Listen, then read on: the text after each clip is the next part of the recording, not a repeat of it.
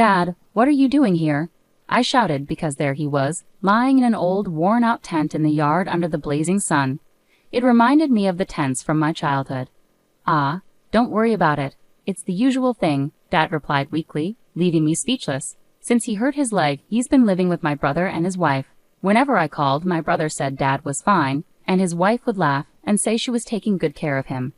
They told me I couldn't talk to Dad because he wasn't good with technology and had made new friends at the hospital, so he was enjoying life. But seeing Dad lying there looking so weak, I realized my brother and his wife were lying. Dad slowly raised his hand and pointed toward a direction. I saw my home.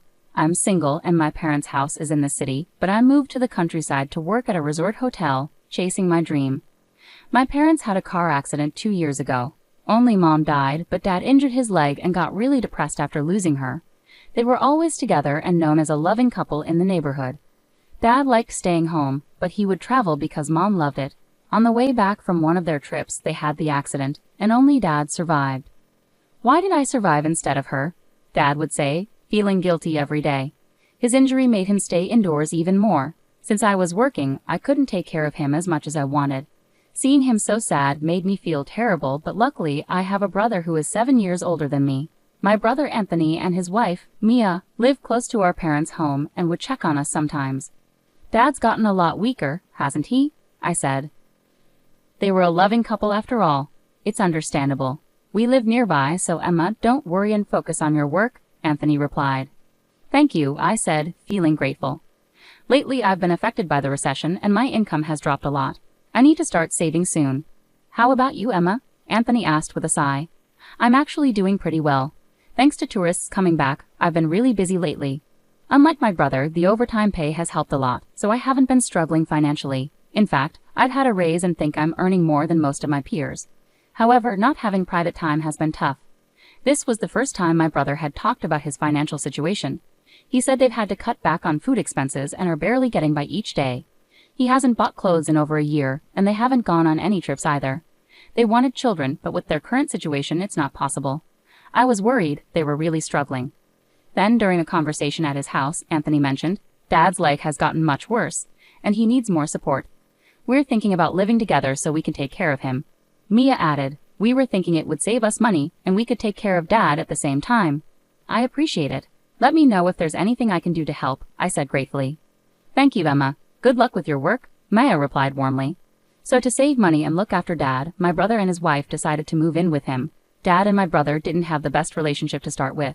When Anthony was a student, he used to come home late, and Dad would often scold him. Over time, they drifted apart, and after Anthony finished college, he rarely visited. I hadn't seen them talk much since Anthony became an adult, so it was surprising that he was now positive about living with Dad. It seemed clear they were facing financial difficulties. The idea of saving on rent and living costs made sense, especially since I, living alone, understood the appeal. But I couldn't help feeling anxious about whether they would truly take good care of Dad, especially since I couldn't visit home often due to work. I regularly called Anthony instead. "Hey Anthony, how's Dad doing?" "He's been smiling more these days. I feel bad leaving all the caregiving to you. It must be tough." It's been 3 months now, and we've adjusted to living together. At first, I was worried, but it seemed my brother and his wife were committed to taking care of Dad, so I could focus on my work without worries. Several years passed, and after summer vacation ended, I decided to visit my hometown for the first time in a while. I called Anthony beforehand to let them know I was coming. "Hey Anthony, it's been a while." "Oh, it has been. How are you? Think you'll be able to come home this year?" Anthony asked cheerfully. "Yeah, things have settled down at work, so I'm planning to come home for a few days," I replied. "That's great to hear. Travel safely," he said. "Thanks. Please let Dad and Mia know I'm coming," I said before hanging up. I tried calling Dad too, but couldn't reach him. I let Anthony know and finally headed home for the first time in years. It was the longest I had been away since Mom passed away. I used to worry about Dad and tried to visit during holidays, but I hadn't been able to in a long time. Knowing Anthony and Mia were there gave me some comfort. The city home felt much hotter than where I lived. As I arrived, sweating from the heat, I noticed an unfamiliar old tent in the front yard. Was there really a tent? I wondered aloud, puzzled by its presence. Curious yet apprehensive, I approached it and sensed someone inside. Hurriedly, I made my way into the family home.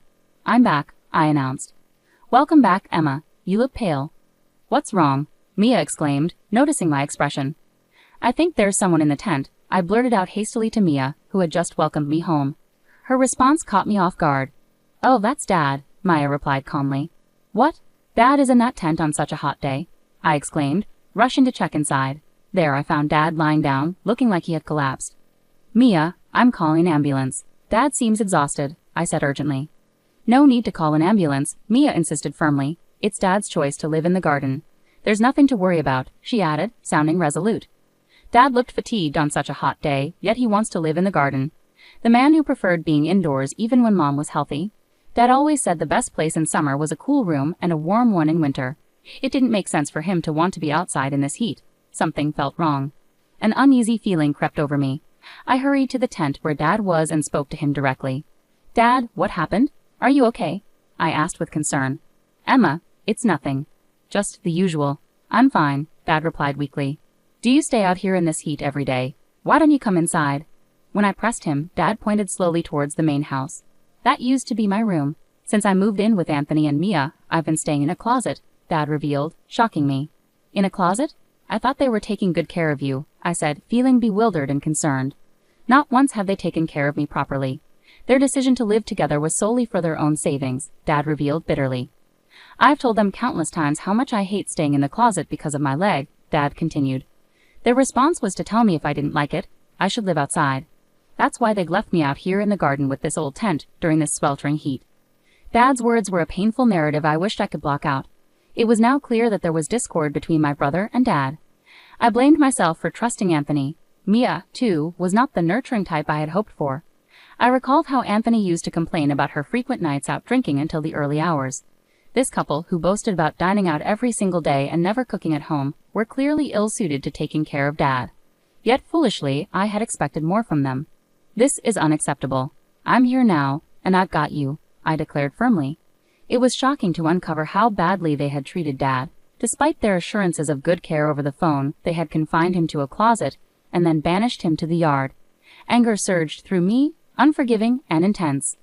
Ignoring Mia's protests, I dialed for an ambulance. "There's no need for that. Please, don't make a scene," my brother's wife pleaded desperately, but I paid no heed. When the ambulance arrived, they took Dad to the hospital, and I accompanied him. Dad was on the brink of heat stroke, but thankfully it wasn't life-threatening. However, due to neglect in providing proper meals and maintaining hygiene, he needed hospitalization. "Dad, rest now. Take your time to recover," I reassured him as he settled in. Then he replied, "Emma, you're my lifesaver. I was ready to join your mom every day." He looked relieved. "What are you saying? We need you here with us for much longer." Realizing Dad had been living each day as if it were his last, tears welled up in my eyes, but I kept a smile on my face for him. I returned to the family home to gather some things for Dad's hospital stay. "Anthony, Mia, you need to explain yourselves about Dad." I confronted my brother and his wife, seething with anger about how Dad had been treated. "We were just trying to push him away, hoping he'd leave on his own," Mia confessed casually. "Yeah, surprisingly he was stubborn and wouldn't leave," Anthony said casually, almost as if it were a joke. It was clear they knew they had treated Dad cruelly. They chuckled as they recounted their attempts to push him away. "Are you even hearing yourselves? Dad's life is at stake here. If anything had happened to him, you could have been held responsible," I exclaimed, unable to contain my disbelief and anger. "You're exaggerating. We did give him food and checked on him once a day," Anthony replied dismissively, as if Dad was just some animal they were dealing with. "He's in the hospital now because he wasn't properly cared for. Do you understand what you've done? It's outrageous to kick him out of his own home," I retorted, frustration evident in my voice. My brother and his wife showed no remorse and started making excuses for their actions. "We didn't choose to live here. Financial struggles forced us to move in, but caregiving turned out to be much harder than we expected," Mia explained. "That's why we considered placing him in a facility, but Dad strongly opposed leaving this house full of memories of Mom. He even tried to kick us out. They pleaded to me, casting themselves as victims. They struggled with caregiving and attempted to convince Dad to leave, but instead they found themselves on the brink of being forced out. Having rent-free accommodation is crucial for us, so we couldn't let Dad kick us out," Anthony justified their actions. I never imagined my brother would stoop so low as to deliberately worsen Dad's care and quality of life just to secure the house for himself.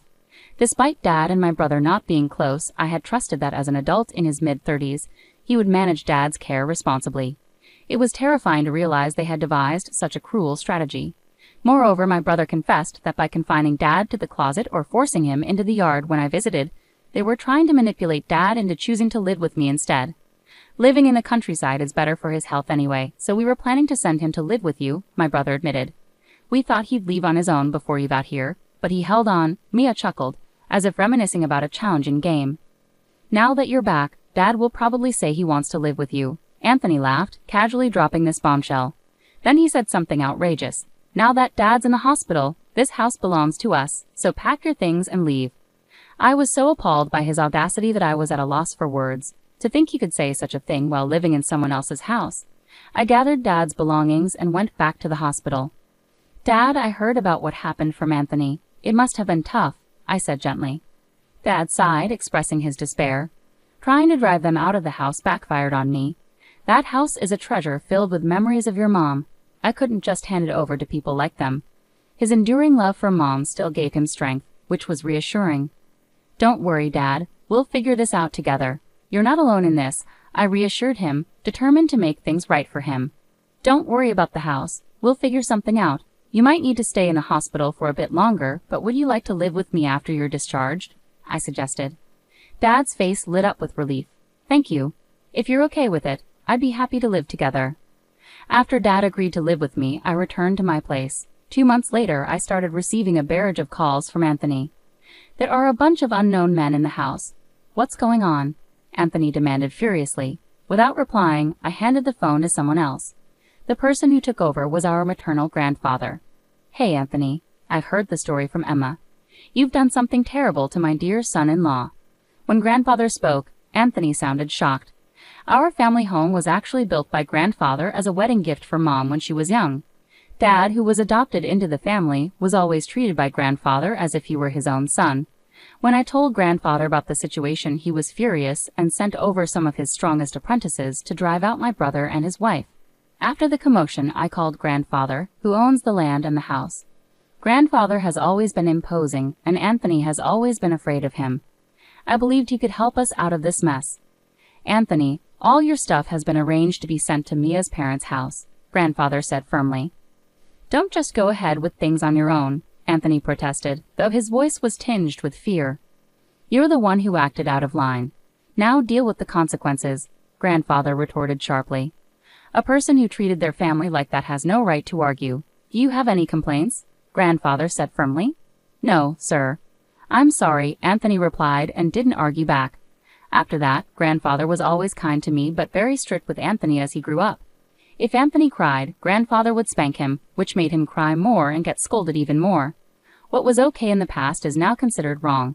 Watching Anthony, I often felt glad to be a girl. Even though Anthony would rebel against Dad, he never dared to go against grandfather. This time, too, he tried to resist a little, but grandfather quickly took control, showing that my brother couldn't match him. Anthony and Mia's belongings were sent to Mia's parents' house as grandfather had arranged. When they arrived, it was clear they hadn't been there in a long time. Hey Dad, I think our stuff has arrived, so we came to pick it up, Mia said. Mia's dad came out from the back room. I've heard everything from Anthony's sister. You two are going to live with us from now on. It's okay, we'll live at my family home, Mia replied. Don't even think about coming back after treating your father like that. I'll fix your bad attitude, Mia's dad said angrily. I had heard that Mia's dad was very strict. After explaining everything to him, Anthony and Mia had no choice but to live under his strict rules. Mia learned to cook from scratch and had to prepare meals for the family every day. Anthony got permission for a side job and helped Mia's dad with his work on weekends. After Dad was discharged from the hospital, grandfather told him the house needed repairs because of some damage. Determined to fix the house filled with memories of Mom, Dad committed himself to rehabilitation and recovered impressively. You did great with the rehab. The doctors were even surprised by how quickly you recovered, I said. Of course, it's the house filled with memories of your mom, so I need to put my all into fixing it. Dad replied with a brightness in his voice like in the old days. It seemed his love for Mom helped Dad recover. With grandfather's instructions and the help of his apprentices, we gradually repaired the house. While fixing the house, Dad seemed to regain the sparkle he had when Mom was alive. You seem really lively, I said. Working on the house brings back a lot of memories, and it feels like I'm talking to your mom. I felt like she had gone far away, but maybe she's been nearby all along, watching over me. Hearing Dad talk like that almost brought tears to my eyes. Despite the horrible treatment from my brother and his wife, maybe Mom really was protecting him. Eventually, the house repairs were completed. When the repairs were done, Dad decided to let go of the house. Dad, are you sure? I felt like Mom said it's okay not to cling to this house anymore. Plus, now that it's so beautifully done, I really want someone to live in it, he spoke calmly. I see. I think she would be happy too. Thanks to the renovations Dad and the team made, a buyer was quickly found. Because of all this, Dad and Grandfather decided to move into nursing homes. I've started visiting more often. Dad, how are you? I'm having a great time every day. Made a lot of friends too. It's all thanks to you, Emma. Really, thank you, Dad said with a smile.